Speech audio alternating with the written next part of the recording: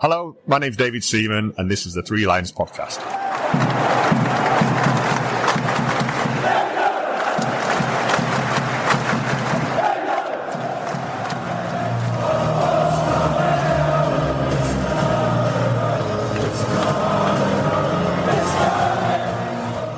Hello and welcome to the Three Lions Podcast. My name is Russell Osborne and this is an independent England football supporters podcast. How are you? I think I know how you are. Here we are, hopefully turning this episode around as quickly as I possibly can, given the time the game finished and work allows. So thank you for sticking with me. We are finally up and running after watching pretty much everyone else have their opening games. It was finally our turn. Croatia in Dallas. Now, I mentioned in a recent episode that it seemed everything was looking fine and dandy in the England camp. We then found out that Newcastle United's Tino Livramento had suffered a muscular injury and had withdrawn from the squad to be replaced by Chelsea's Trevor Chalobah. Some may say, bit odd, given that he is more central rather than Livramento out on the right. But it wasn't to be. There was no Lewis Hall, there was no Trent Alexander-Arnold. But thinking more about it, at this stage, despite it being a squad game, I'd be inclined to say Chalobah perhaps won't play that much. I could be wrong. It's been a long time since that quarter-final against France in Qatar, hasn't it? What England would turn up in Dallas? Because let's be honest, those 4 friendlies this year, well, they didn't really tell us a great deal. And I have to be honest, after that first half against Croatia, I was left wondering what had been really learnt by them. But thankfully, it appears Thomas Tuchel had some honest words at half-time, and the second half, we came out a different animal. Harry Kane, who else? Obviously making the difference, making his 115th appearance, 90 as captain. He is level now with Bobby Moore and Billy Wright in that respect. He has now scored at 3 World Cups. Only one other Englishman has done that, Sir David Beckham. Kane has scored 10 goals across those 3 World Cups. He is now level with Gary Lineker, who got 10 between 1986 and 1990. You may have seen a video clip of him promoting his Netflix series, The Rest is Football. He was filmed as Kane headed his second goal against Croatia. Lineker sitting in an armchair. I have to say, he's looking a little bit like the old guy from Disney's Up. I mean, when he scored, he barely celebrated. It was a different side of Gary Lineker I've seen there. Now, coming up, I will be joined by England fan and author of the book Tears for England. Robert Taylor will be joining us. I'll also hear from some of you guys as you give your reactions to the result. And I'll be looking ahead to the game against Ghana with Habib Mohammed. So as generally expected, Thomas Tuchel went with the side that started against Costa Rica in Orlando in the recent friendly. I have to say I was surprised that he went with Stones over Guehi. Not saying that Stones let us or himself down in the game, but I thought that given his overall game time this season, to start in this particular game surprised me somewhat. Early signs were that Croatia had a lot more of a feel for the ball than we did. But it was a late Luka Modric challenge on Noni Madueke which led to the French ref pointing to the spot. And I have to say, immediately I was taken back to that France game as I saw Kane with the ball in his hands, a chance to not make amends, but to more put it to the back of our minds, if you will.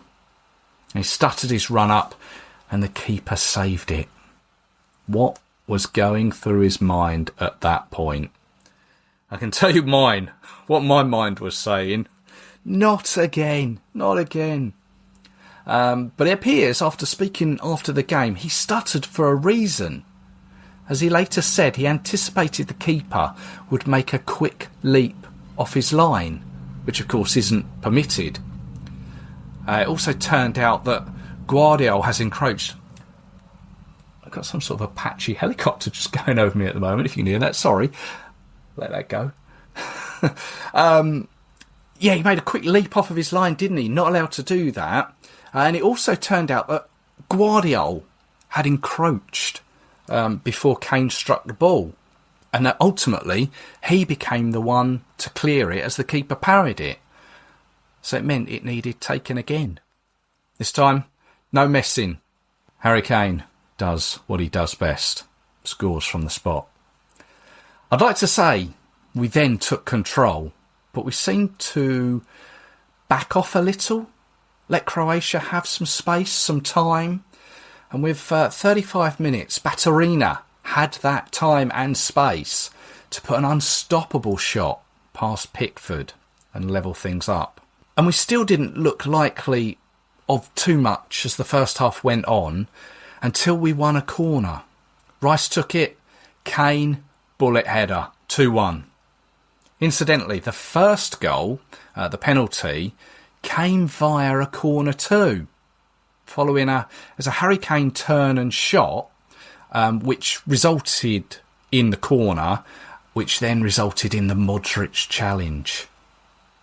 I then began to think, right, we got this, hold out until half-time.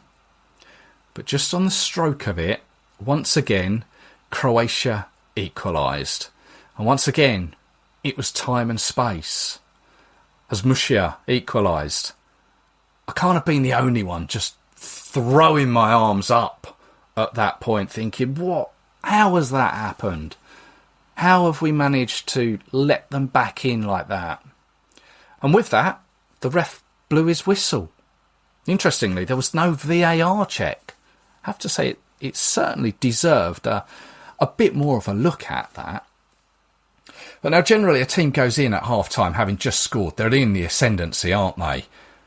This is where Thomas Tuchel earns his money. This is why the FA pay him what they do. It seems he gave the right team talk, the change of energy, turning up of the pressure in the second half. Right at the beginning, Jude Bellingham took it upon himself, as he tends to do.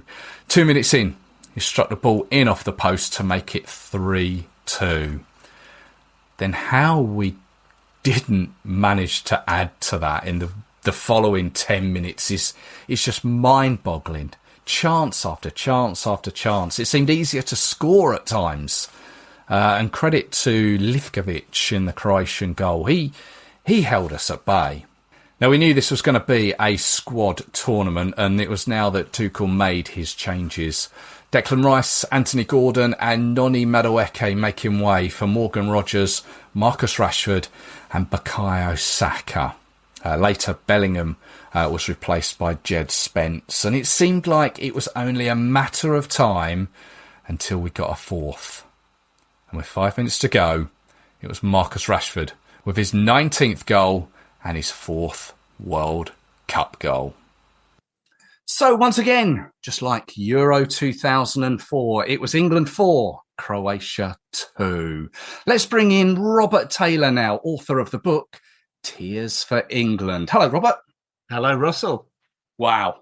what a night. Wow, indeed. Yeah, I mean, it ended up fine, didn't it? But right at the beginning, my goodness, that first half, it was like the bad old England. We were so nervy, tentative, the weight of the shirt, the years of hurt weighing heavily on our shoulders. And I felt, very nervous throughout the first half. But come to the second half, Tuchel obviously gave the speech of his life to the players, because we were a different team in the second half. And from the moment, really, that second half began, we didn't look like losing. We scored straight away through Jude. Fantastic goal from Jude Bellingham, showing why he has to be in the team. And then we could have scored 3 or 4 more in that period.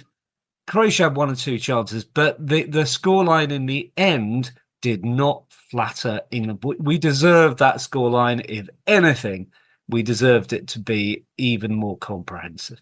Yeah, I mean, there was a period, as I say, just after Jude had scored in the opening minutes of the second half, we just peppered the Croatian goal, didn't we? It was more of a case of how didn't they go in? I mean, and credit to the keeper. He has to have a say in that as well. Fabulous. He a few world-class saves. I mean, O'Reilly had a couple. Rice should have scored. Bellingham, actually, his second chance was more clear-cut than the first. Harry, of course. Gordon nearly headed home. The goalie played magnificently. He kept it down to what would have been an embarrassing scoreline otherwise. So we had this golden period. And the thing was, Russell, we played without fear. And Tuchel obviously said to them at half-time, words to the effect of, look, you're playing as though you're scared of victory, you're scared of giving anything away. I don't care. Basically, what he said was, I don't care if we lose, so long as we lose playing the game how we want to play it.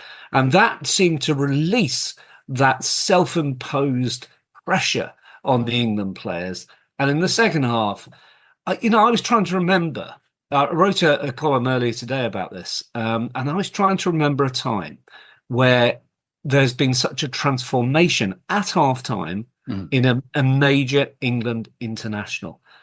I can't remember it. I've been scratching my head. I cannot think of a time where we were so nervy and tentative first half and then unleashed second half. It's been the other way around, but that way around, I can't remember it. You've got me thinking now. I can't think of anything off the top of my head. No, you're right. But just the first half, I know obviously we're all looking at the second half. Does the first half, though, give you cause for concern? Yes. Because obviously that can happen again, couldn't it? It could. And, it is. It's purely psychological. The players are great. We've got a great team. We've got world-class players. We showed it in the second half. But there's something about representing England at a major tournament. We all know the history. Even the youngsters, your Judes, your Sakas, they know the history. They know the years of hurt, and they know and they feel the weight of that shirt. So this is why Tuchel played such a blinder at half-time, because he knew it was psychological. There was nothing tactical going on that was a problem. There's certainly nothing physical, nothing to under skill. He knew that it was a psychological issue that was weighing far too heavily, and he basically unleashed them. I think whatever he said at halftime, we know roughly what he said. The players have told us it was psychological genius, and that's what you get your elite coach for. That's why we get your Thomas Tuchel, and we don't put up with a second-rate manager. We get the best for those moments. There was a phrase during Gareth Southgate's time where about the handbrake, wasn't there? I mean, you can almost visualize Thomas Tuchel just like clicking it, putting it down. Let's go. Yes. Yeah. Now I'm a Southgate fan, as I'm sure you'll recall, Russell. I mean, I love Gareth. I mean, you cannot argue with getting to 2 finals, a semi and a quarter in 4 tournaments in 8 years. He got the results, but when it came to those massive knockout matches, particularly the 2 finals, he could not release the handbrake. Whatever Gareth was saying to the players, the handbrake was still on. We saw it against Spain in the final last time. We saw it against Italy the time before that. Actually, weirdly enough, the time it was least on, the handbrake, was against France in the quarterfinal in Qatar. I thought we were great that game. But Southgate, whatever he said, he could never properly release that handbrake all the time. Now, Tuchel only did it for 45 minutes yesterday. That sense of fearlessness and not being afraid of losing has to be the way forward for England. If we can play like we did in that 45 minutes, and it's a big if, we're a threat to anyone. Yeah.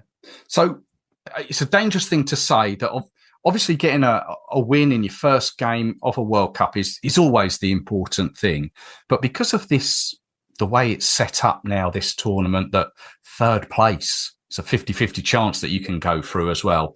I mean, I don't want to say it out loud too much, but that result pretty much not guarantees us, but we're almost through, given we're playing Ghana and Panama next, with the greatest of respect to them. So how does how does Thomas Tuchel go into the next game, Ghana? I mean, yeah, the next one got well. He's obviously got to go all out for a victory. I saw the first half of the Ghana match against Panama. I wasn't terribly impressed. I mean, these teams tend to play above themselves when it comes to England. So we know that from the history of watching England. So I'm not taking anything for granted. All I'm going on is what I saw last night. I personally think Gahey should be in the team. We look a little bit unbalanced at the back. Personally, I play Rashford ahead of Gordon. Yeah. I just think he's just, and that's nothing to do with his goal, which was beautifully taken at the end. I just think he's more of a threat. So I personally would do that, and I'd bring Saka on if he's fit. Otherwise, I'd go for the same team. But Tuchel knows his own mind. We can't complain with his first victory yesterday. So he'll decide what's best for the team. But I wouldn't be surprised if we change it up a bit. And of course, we don't know for sure if Rice is going to be fit. Apparently had a niggle. I hope he'll be fit because we depend so much on him. But we need another victory. That will guarantee our passage. And if the results go off in our favour, we get that victory, might even be guaranteed first place in the group, which would be wonderful because then the pressure is off for Panama in the third game. Yeah. I mean, you're right about Anthony Gordon and Marcus Rashford. I wasn't overly impressed with Anthony Gordon yesterday. I don't know if the moment got to him or I don't know. Yeah, Declan Rice as well. It's a bit of a concern, but I'm glad we got the Croatia game out of the way with him. That was a tough one, wasn't it, Russell? I mean, when you think Croatia, I think that before yesterday, there was something like number 10 in the world. And I believe I'm right in saying they were, of all the second seeds we could have got in our group, I think they're the highest ranking second. Yeah, I think that was a tough match. And Modric is 40, whatever it is, still utterly fantastic as a player. And we gave him nothing really. He was taken off, wasn't he, in the second half? So I think that was a statement win from England. I would have settled for a scrappy 1-goal win. I had a draw. Yeah, I predicted. It shows how much I know, Russell. I predicted a draw before, and I thought it might be a sort of one of these England opening. It was nervy in the first half, wasn't it? So to win convincingly, and I think by the end we did. Great start. Tuchel's just got to manage those players, particularly those who are carrying an injury. And I'm thinking Declan Rice there predominantly. Yeah, I think you're right. The book Tears for England is your book you've recently written. The one of the many things I enjoy about it is you'll tell us where you watch the games. So go on, tell us, where did you watch the game last night? I was at home with some friends who came around. One of the characters who appears in my book, you'll remember Alex, the erudite shipping lawyer from Hull. Yes. So he's a mate locally, and he came round with his son, and I watched it with my son here as well. So 4 of us together. And that was lovely. It would be great to be out in the States, but family commitments here don't allow that. So we watched it together, and I did my normal thing, particularly when Jude and Rashford scored. I was up on the feet, as is my want. I cannot stay sitting down when we score. So all the normal stuff that I talk about in Tears for England happened as usual yesterday evening.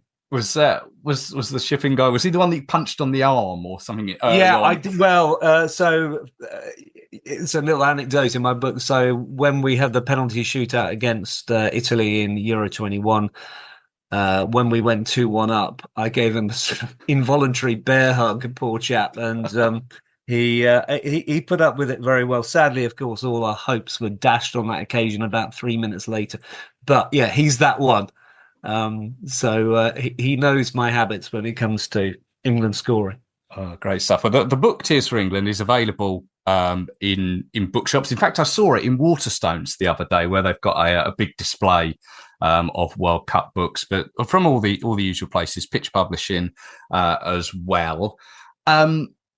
Just talk World Cup. What's taken your eye so far?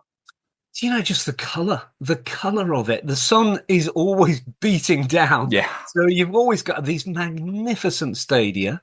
There's no, I'm old enough to remember terrible scenes of hooliganism and violence. I mean, as far as I haven't seen any reports of anything like. There's going to be, obviously, where you got millions of people, you're going to have the odd squabble, but basically, it's been a friendly tournament. I think the football has generally been fantastic. I mean, I saw France against Senegal. I thought the French going forward were magnificent. I saw the Germans play their match. I'm just trying to remember the team they played. They absolutely Curacao, wasn't it? Yeah, they hammered them 7-1. I've seen a bit of Spain getting pegged back, Portugal getting pegged back, but generally speaking, I've really thoroughly enjoyed it. As I often do with the major tournaments, when England aren't playing, you can just watch it as a neutral, really enjoy the football. And my God, the French look good. I wouldn't want to be facing them any time before the final. And if we both win our groups, as obsessives will know, if you follow the seeding, if the French win their group, which I think they will now, if we win ours, we cannot face them, apparently, until the final. So fingers crossed. Oh, well, we shall see. I tell you, just picking up on what you say about the colour, two things come to my mind on that.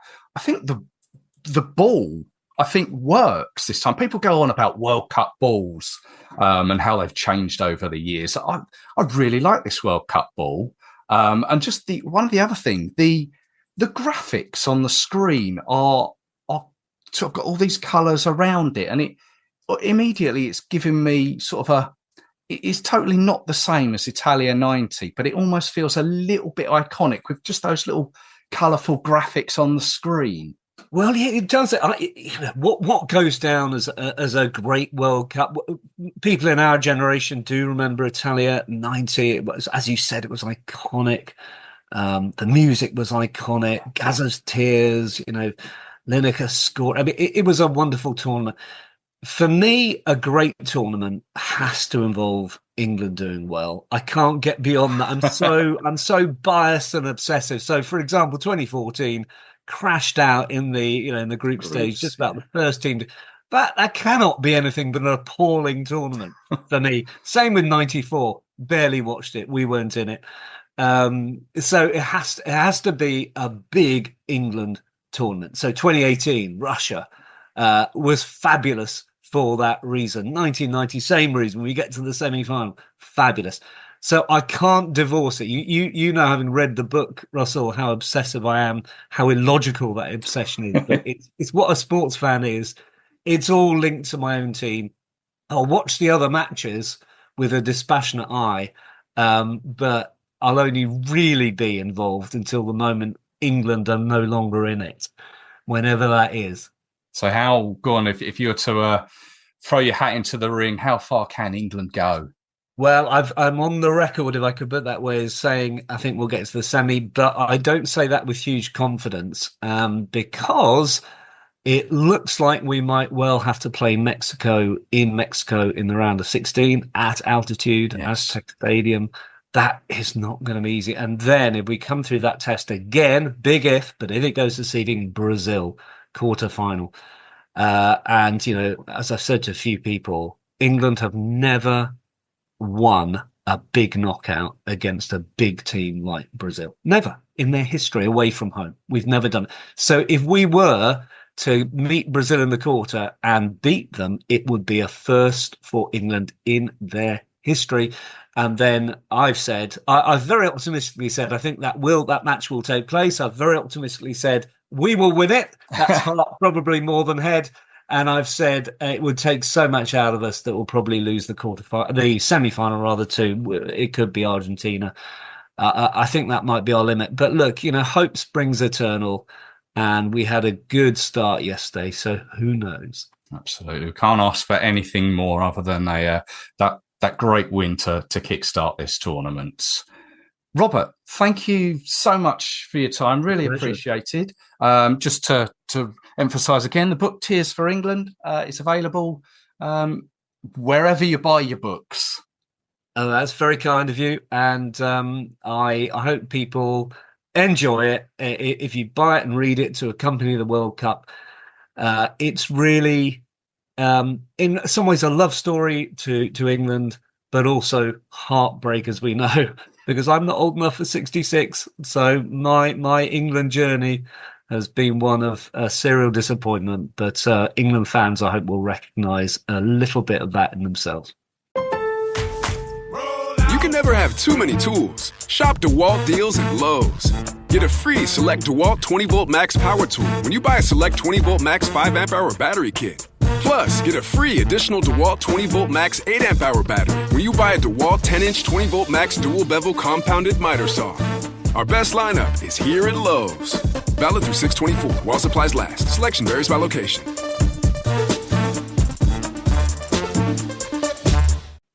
Thank you to Robert there. Great speaking with him. Who knows, we may catch up again as the tournament goes on.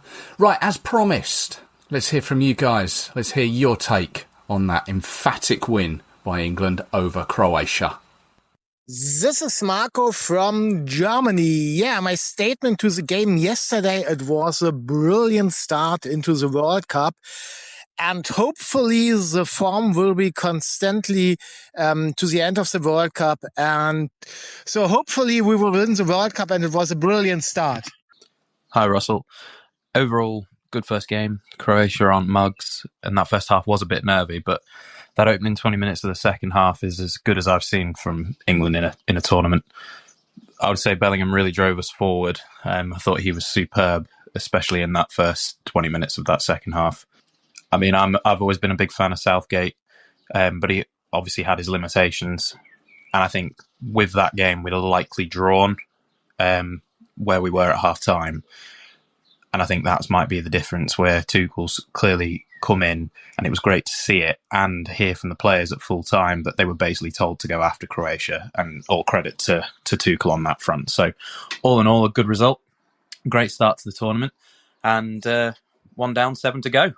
Hi, Russ. My thoughts are that second half were much better than the first. I think it's always brilliant to win your first group game. I think Croatia on paper are the hardest other team in the group. So to get a win is a brilliant result. I think for the 2 goals we conceded, I think the first one was a decent finish, but maybe we switched off in the midfield and let the ball away. And the second one, again, it was a bit of a defensive mishap. I think, could it have been offside? I think in the past he would have been, but it is what it is. I think going forward, I think it's brilliant. I think Kane's on fire. It's good to see Jude get off on the 12 sheet as well. And good to see Rashford as well get a goal. So it's really good for our strikers. I think my concern is, I think defensively, I think we need to improve defensively. And I think my other concern, I think it's a concern I've said prior to the World Cup, is that if Kane gets injured, we could have a problem. I'm hoping that if we can win the next game and then play against, on paper, lesser team in Panama, we can maybe change the team up a bit. Anyway, well done to all the lads supporting on the telly. It was a good effort. Hey Russell, Lee here from Hastings. Just want to say I'm absolutely buzzing about the game last night. Amazing. I just thought we looked really good going forward. Okay, we could tighten up at the back. I think that will come, but moving forward, I think it's great. I've got a bit of a theory as to why it's a bit different this time. It feels different. And I think that's because we've got a foreign manager.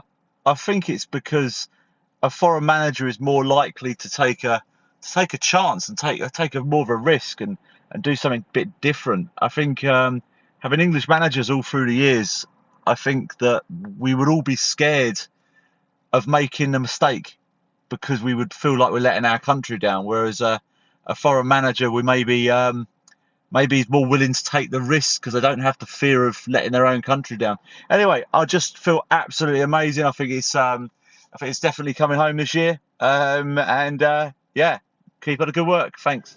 So England 4, Croatia 2.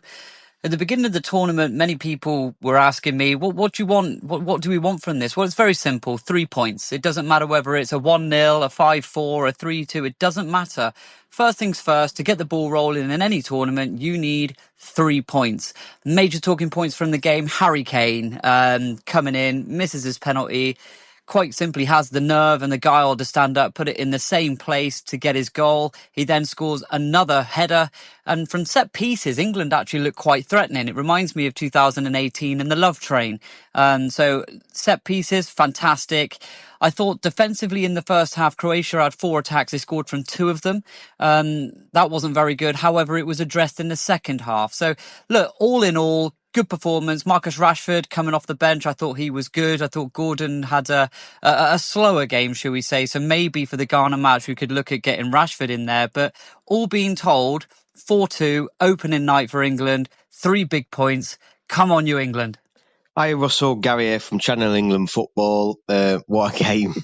What a match that was. It was a game of 2 halves. I thought England in the first half frustrated me, to be honest with you. And they did in the second, because I did think we were going to regret not taking our chances. But in the end, we're convincing winners against a top team. And when you look at how other teams have performed, you could argue England have had one of the most difficult first opponents. And we've won convincingly. So who knows where we can go, mate. It was a great game. Some concerns at the back, and that left-hand side still needs a bit of work done to it. But Kane, Bellingham, Rice, even Madueke, Rashford when he come on, Saka, it's just looking exciting, mate. I think we need Mark Gay to come in and maybe Jordan Pickford to have a better game next time. But what a start. And come on, England. He's coming home.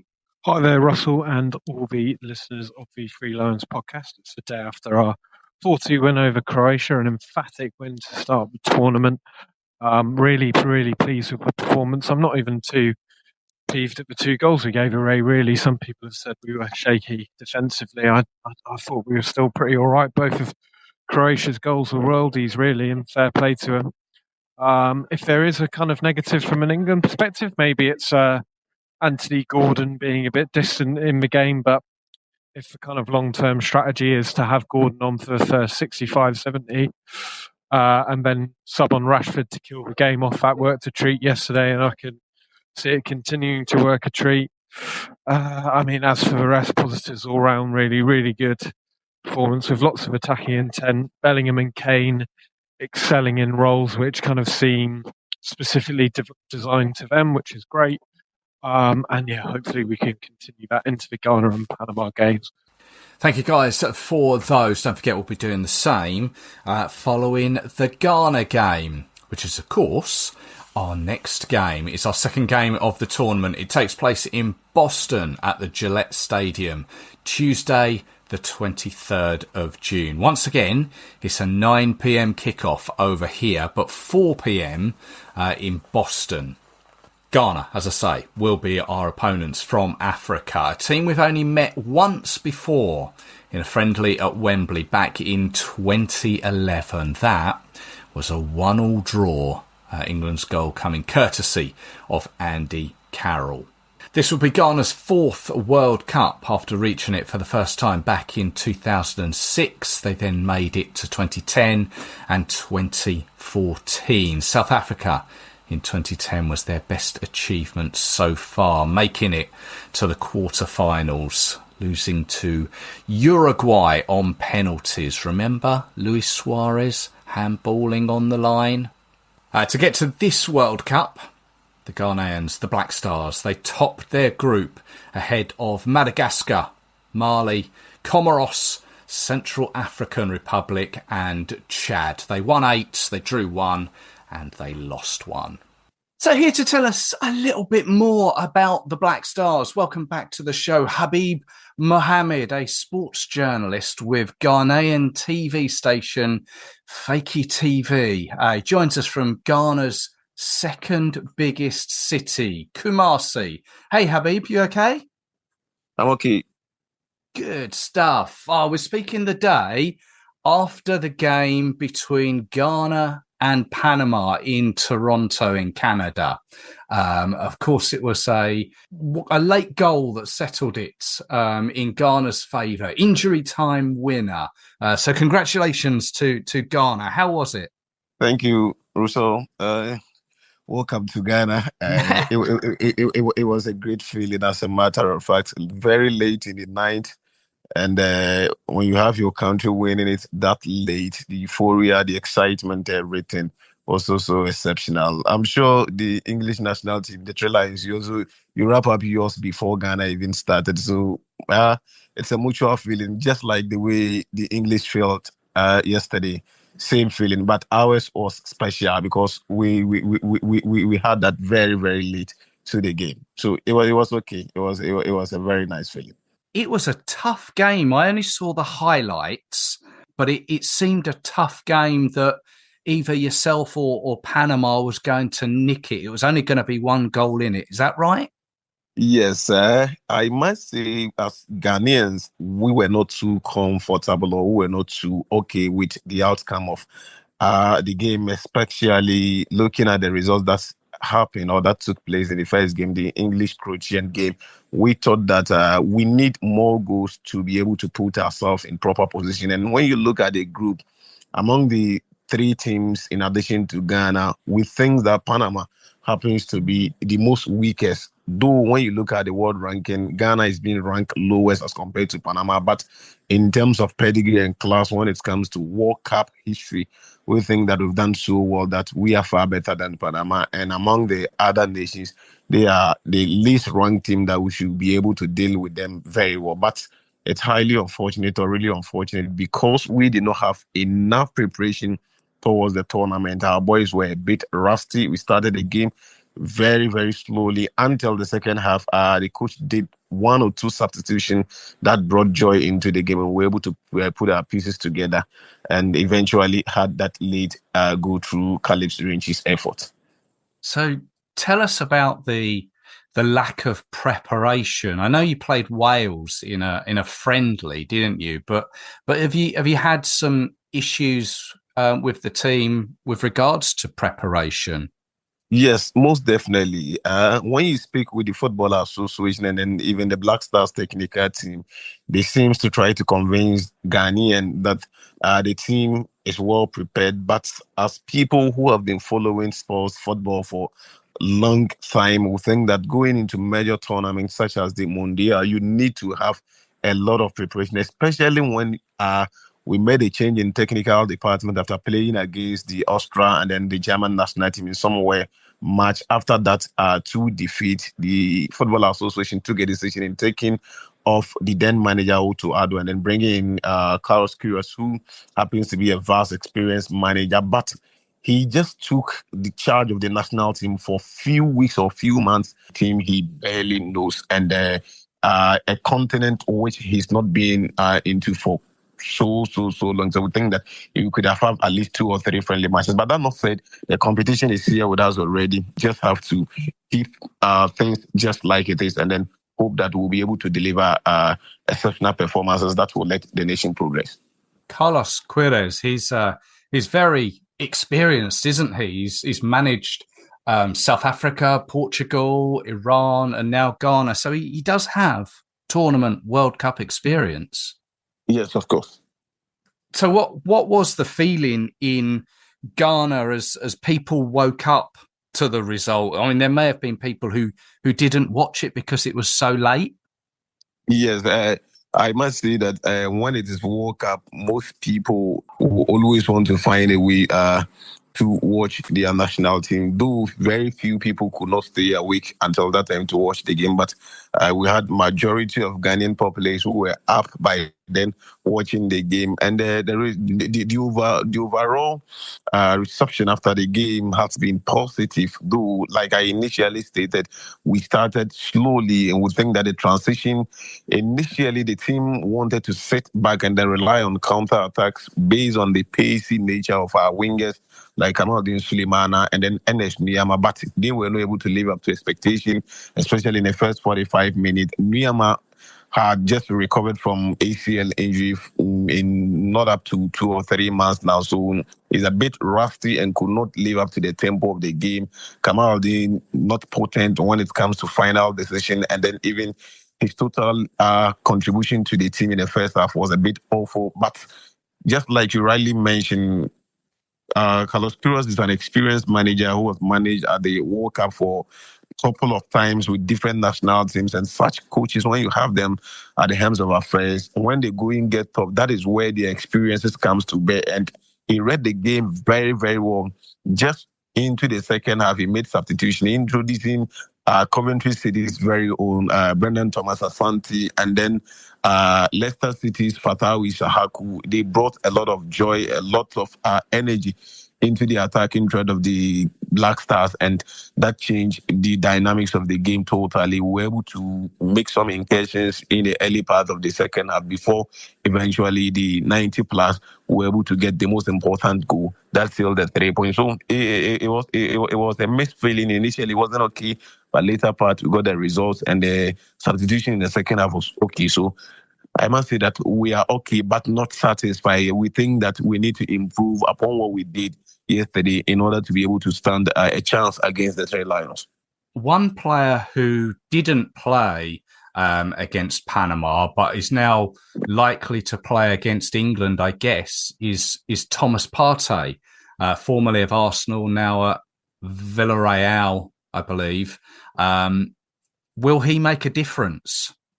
Yes, of course. He's among the most experienced in the team. When you look at our team, it's very unfortunate. We don't have much experienced players in the team. We have very few, like Atizigi, who started the game, eventually got injured and was replaced by Benjamin Asare of Accra Hearts of Folk. And then we have Jordan Ayew. We have the left back Gideon Mensah, and then a very few who have been to the World Cup before. Aside that, virtually most of the players are new players who are tasting the World Cup for the first time. So when you have an experienced player like Thomas Partey in the team, he brings a lot of experience. It brings a lot of character, especially playing against the English midfield of Declan Rice, whom he shared the same locker room with at Arsenal, and then a very few players he's been playing against at the top level. We think that his inclusion into the team will have a very, very much positive impact if only he's been able to walk off all those negativities and then the distractions surrounding. He will not be able to enter Canada vis-a-vis the English players not wanting to shake hands with him. All those psychological games, if he's able to deal with them so well and then psych himself very much so that he will not be distracted with things, that he's going to have a very, very good impact in the team. Yeah. One player we have to mention is well known in the English Premier League, Antoine Semenyo. Obviously didn't score against Panama, but looking at England's defence against Croatia, at times it looked a little bit shaky. Semenyo, could he score against England? Very likely, if our coaches are going to stick with the way we played in the second half against Panama yesterday. We think that the problem with Semenyo when it comes to his game, comparing what he does for club side in the Premier League and when he wears the national team. Yesterday, even this morning on our show here, I was speaking about the game, and I said that one thing that I noticed watching the game, that the first half, when the transition was too slow, Semenyo was virtually off in the first half. But in the second half, with the inclusion of Thomas Asante and then a few who were too quick on the ball, Semenyo is a player who is very pacey, and he really don't want to hold on to the ball for that much longer. He needs players who are quick, who are intelligent, who will just release the pass for him to run into those half spaces.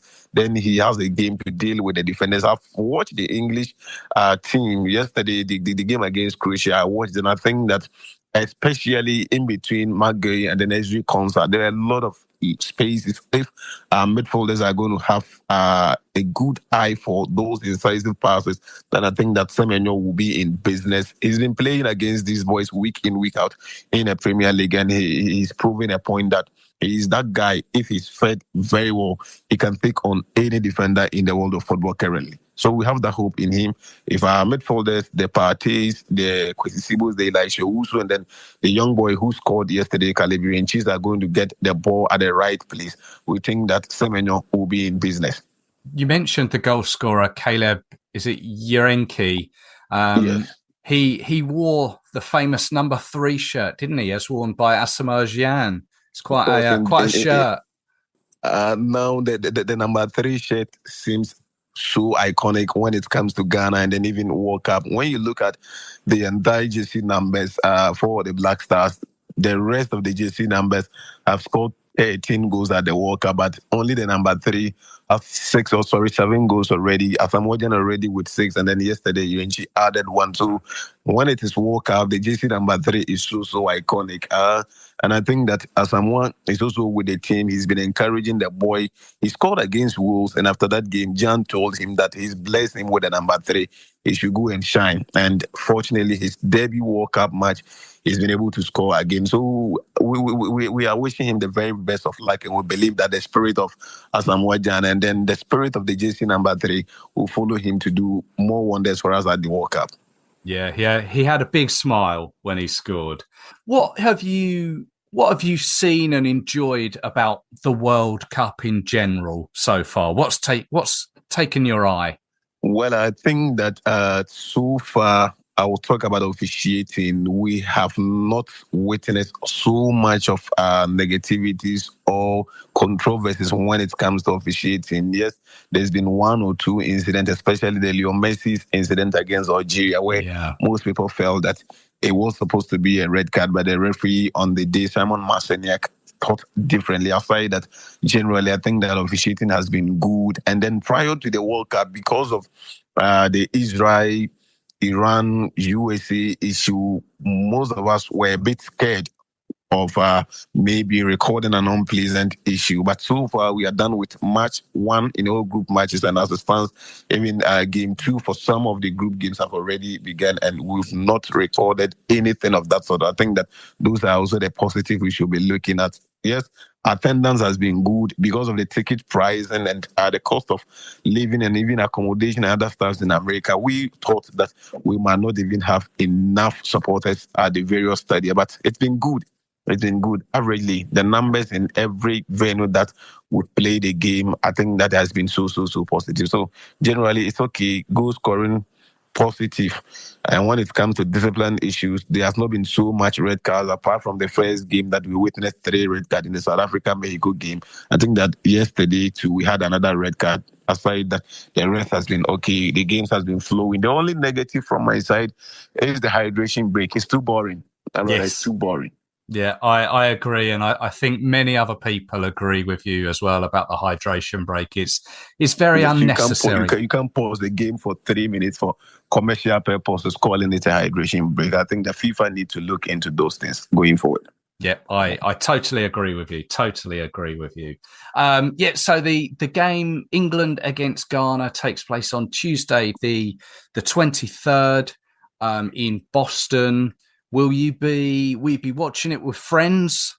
Most definitely. We are setting up. We're supposed to be in the States to watch the game, but due to 1 or 2 circumstances, we could not make it. But here in Ghana, everywhere you pass, every corner, every angle, Ghanaians are really, really looking up to that game because we think that we are playing against our colonial masters, and this is the second time in history Ghana plays against England. The last time that we played ended 1-1. We do remember the famous Asamoah Gyan's goal, how he took up the ball from Johan Lescott and then burned it into the other side. Johad could not do anything about. So we believe we have history and we'll be able to repeat that, even do better. As a matter of fact, at the World Cup, Ghana always does better when it comes to our second game. That is a record we want to keep intact. Wow. Yes. If I'm to take you through the second game, this is our 5th World Cup, and when you look at 2006, Ghana lost our first game to Italy by 2-0. But in our second game, that time we were 48th, if I'm not mistaken, 48th on the world ranking. But Czechia, then time Czech Republic, they were 2nd on world ranking. But as Samoa Gyan, you do remember that early goal in that 2006 World Cup. Samoa Gyan got the first goal for us, and then later part, Sule Muntari with the second goal. As a matter of fact, yesterday was exactly 20 years that we did that against the Czech Republic national team, now Czechia. So when it comes to our second games, we are really, really impressive. From 2006, in 2010, I do remember perfectly, in South Africa 2010, first game, we did very well, 1-0 against Serbia. Our second game, 1-1, we drew to Australia. So in the second game in that tournament, we did not lose. And then when you move to Brazil 2014, that happens to be our 3rd World Cup, that we drew 2-2, the famous 2-2 against the German national team. I'm sure you do remember Yeah. that game after the tournament. It was even touted as one of the most impressive games of the Brazil 2014 World Cup. And then the last World Cup that Ghana featured was in 2022 in Qatar. I was at the stadium that day. Very, very good game from the Black Stars of Ghana. We won 3-2 against the South Korean national team. So when it comes to second game at the World Cup, 4 times we've been at the World Cup, we've been 1 and then we've won 3. So clearly tells you that we are unstoppable when it comes to second game. And we believe that that record needs to be maintained and we need to keep that intact against the 3 Lions on Tuesday. Well, we shall see. You need to get a point at the very least, I think, to stay in contention for the rest of the tournament. Most definitely.